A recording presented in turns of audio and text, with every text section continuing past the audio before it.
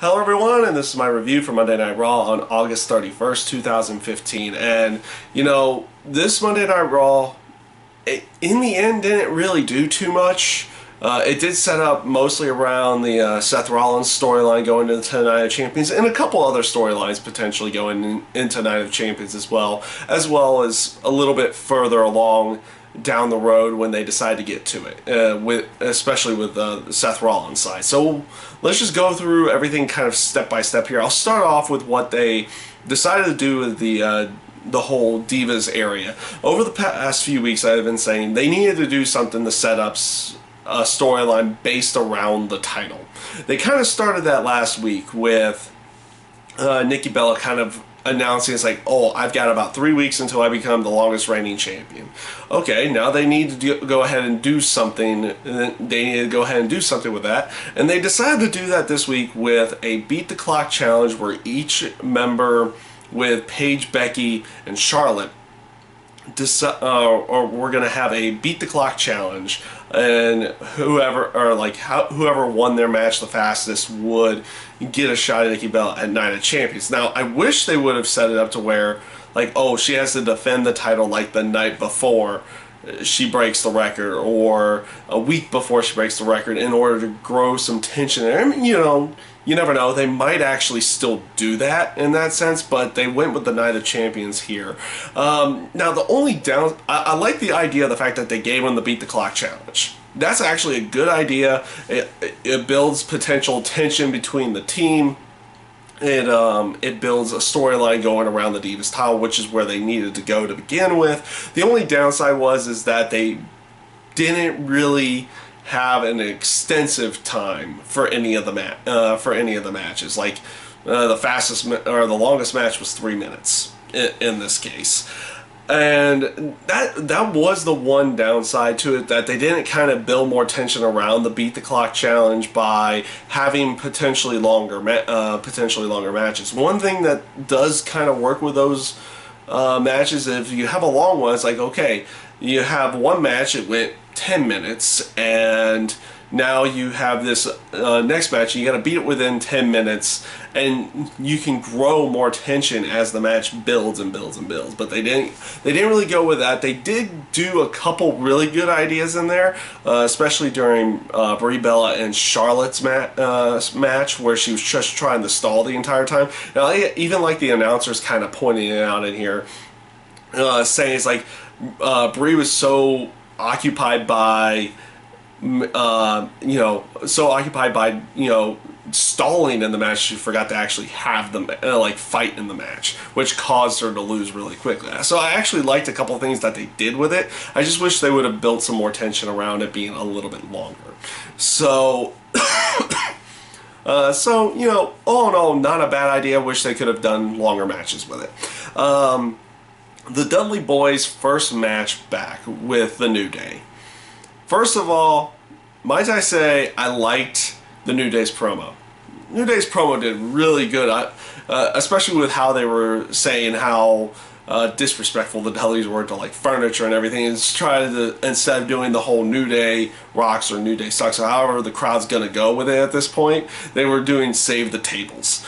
I liked where they went with this, and I don't know if they would if they got that chant. I couldn't hear it over my TV. It would have been interesting if the crowd would have chanted the opposite of break the tables. So we can see where they go with all that down the road, at least in the terms of the chants and everything.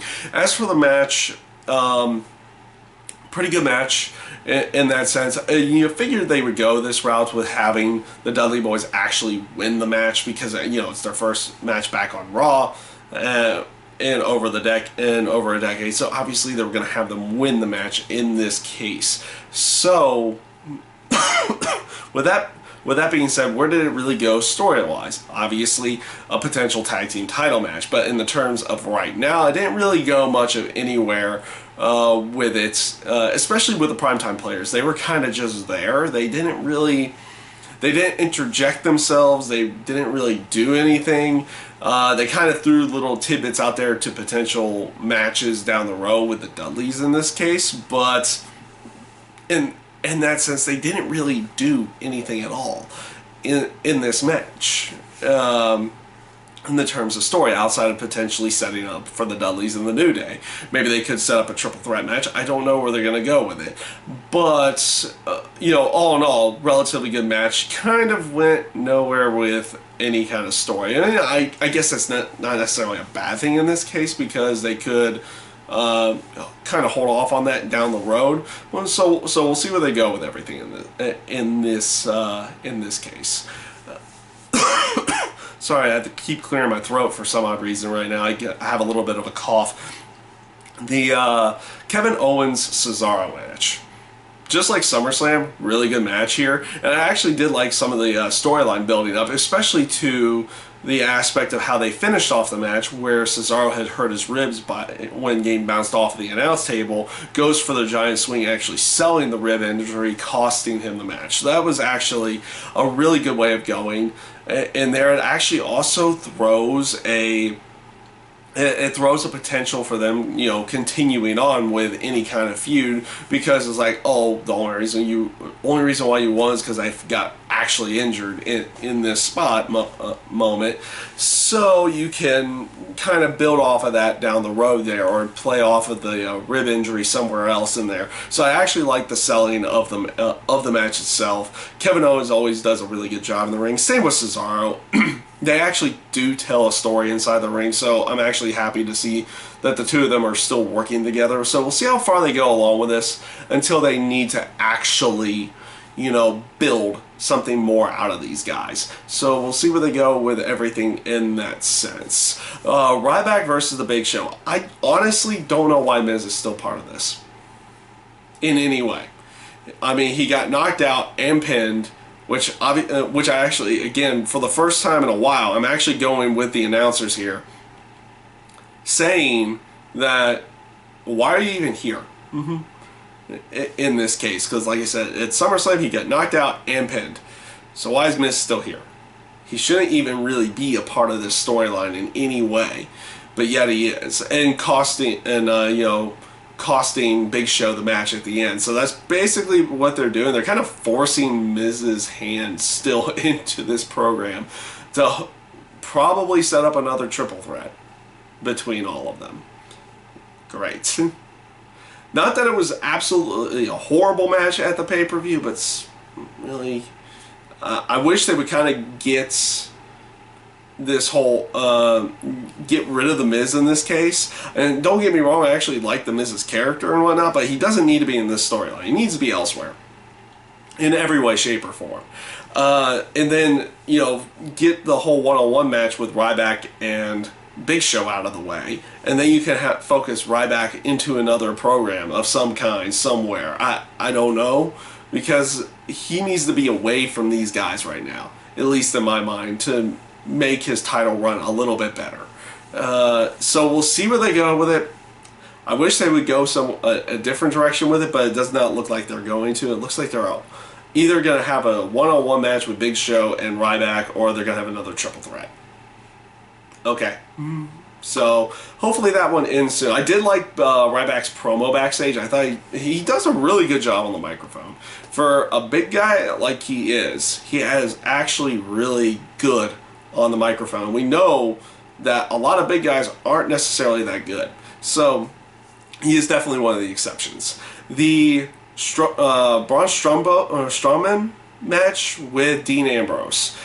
First of all, I like Bray Wyatt's promo explaining Braun in every way, shape, or form. Never let Braun Strowman have a microphone again, at least while he's part of the Wyatts. He does not need one. His little promo afterwards was kind of atrocious. And I guess this is what they're trying to go with the character, is that he's not one that minces words. He just kind of gets everything out there really quickly. But just the sound and his delivery of everything did not come off good. Please do not let this guy have a microphone again. He does not need one. Yeah, especially when he has Bray Wyatt around. So, as for the match with him and Dean, Actually, not bad for a big guy going around. They definitely worked with everything here. It was good to see that, you know, it was good to see them put him over real quickly. There's times where you introduce the new guy, new big man, big threat, and you don't really put him over in any way. You kind of just have him there to get beaten up. But in this case, they're putting over Braun really, really good here. And both Roman Reigns and Dean Ambrose did a really good job here. And like, you even keep them a little strong because they it was a DQ finish versus an actual pin, but Braun still gets the win in this case. And like I said, they put him over extremely well in this point of the storyline, because it took a long time for them to even say, it's like, okay, like in the terms of spotting out everything, they just had him beat down both Dean Ambrose and Roman Reigns for a long time before Luke Harper even got in. And then, of course, Bray finishing off everything. So, and I liked Bray's little ending there where he would say, "Thank you, Abigail." Like, because Braun's supposed to be the black sheep from the Wyatt family. So I liked how they went with everything here. Just don't let him have a microphone again. He doesn't need it. So this brings me to... Actually, this brings me to the whole Lana, Dolph Ziggler, Summer Rae, Rusev storyline. The match with the two of them was relatively good again. Of course, false finish for the end, because you know they're setting up something like a mixed tag or something somewhere down the road here. But the storyline was not necessarily the match. I felt the match was pretty good. The storyline was afterwards, where you're having interviews backstage with other people, and you see Summer Rae sneak into Dolph's locker room, and then later with Ryback's promo, they cut away from that after it's done, and you see her running away. And like, initially I thought they were going with the whole what the Dudley Boyz did with Christian and Chris Jericho, where they stole their clothing bag. I thought that's what she had done initially, but no, it was just a moment of trying to grow tension between Dolph Ziggler and Lana in this case. So you have this, I would say, not so good promo backstage from Summer Rae, basically explicitly explaining everything she had seen inside there, or trying to make it like you see what they did on camera there. And then of course they had what Summer Rae explained to try to grow more tension between Lana and Dolph in this spot. So you have one story, so they're playing, Dolph has one story, Summer Rae has another. Who's gonna believe who in this case? So it's a he said she said type storyline. Not very good. I've not been really liking this storyline. The matches between Rusev and like the payoffs to the storylines in the terms of the matches have been relatively good, and you do need to actually do a payoff between Summer Rae and Lana in some way, shape, or form, because they're getting crazy reactions. So they're in some way it's working. The storyline's actually working here, because you want to get the because you're getting crazy reactions in pretty much every type of way. So they need to come up with some kind of payoff here. I have personally not really liked the storyline going into it. It's not been very good to me, or at least good in my mind, with how they've been delivering everything. I don't think Summer Rae really works with Rusev and everything in that sense. So we'll see where they actually go with the payoff here.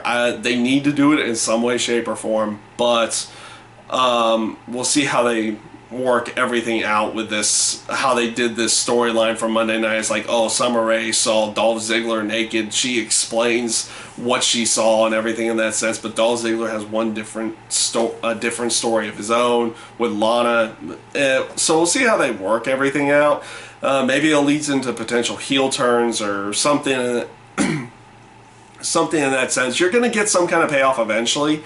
So we'll see where everything goes with that. And this leads me into the Seth Rollins storyline for the night.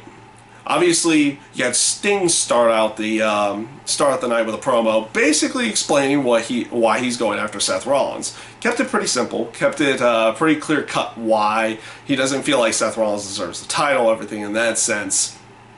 So that's why he's going after Seth Rollins in this case. So, you know, you had a couple other vignettes backstage throughout the night, basically with Seth Rollins talking with Stephanie. Stephanie kind of agreeing with Sting in some way, shape, or form, and they're also basically, you know, having or convincing Seth Rollins that he should call out Sting later the night. And, you know, throughout the night, kind of pretty well done with the promo setting up and everything. The only real bad thing was that, you know, you got the typical, the Raw starts out with a promo and it ends with a promo. It doesn't really necessarily, it doesn't always necessarily feel perfect, or, you know, it doesn't really feel all that important when the show begins and ends with promos here.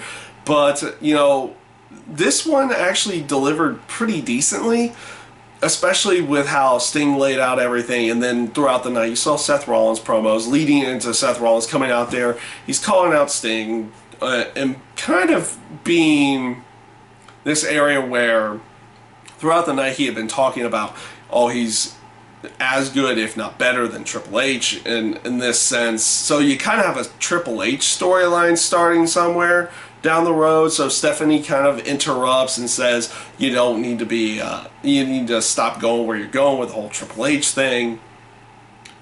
And kind of got him back on track with going up against Sting, because Sting was playing mind games with him. And it led to not being interrupted by Sting, but being interrupted by John Cena, which set up the other storyline for Seth Rollins going into the pay-per-view, which was basically like, how much does the Authority actually like, you know, think he's actually friends with him. I liked John Cena's promo, basically saying he's had the wool pulled over his eyes with the Authority and everything, or in Seth Rollins' case, because like he talks about how his relationship with the Authority is like, I don't like them, they don't like me, we just don't really pull punches with each other, we are who we are. But with Seth Rollins is completely different, and he kind of goes about the point of proving that the Authority isn't always on his side by requesting his return title match at the pay-per-view, which was actually granted. So they kind of play into that storyline a little bit there. So you kind of see a potential of the whole aspect of Seth Rollins kind of going away with this away from the Authority more and more and more. And you see a potential where he goes up against them at some point in time. But you also get this whole aspect that you have Seth Rollins stuck in a situation where he has to defend both of his titles in the same night in two different matches. And I like the ending little spot there where you have both John Cena and Sting standing up at the top of the rampway, and Seth Rollins kind of in disbelief of everything.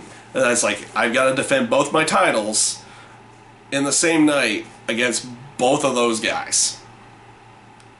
And that, you know, the storyline actually works. I kind of like the delivery of this storyline between all of them in this case. So it'll be interesting to see how they play it off going into the actual Night of Champions pay-per-view. So we'll see where they go. Like I said, we'll see where they go with that. Overall, Raw, pretty decent. They could have done a little bit better in certain areas of setting up storylines, though they still have a little bit of time before the actual Night of Champions pay-per-view to set up a lot more of them, and we'll see where they go with everything. And that is my review for Monday Night Raw this week, and I thank you guys for watching.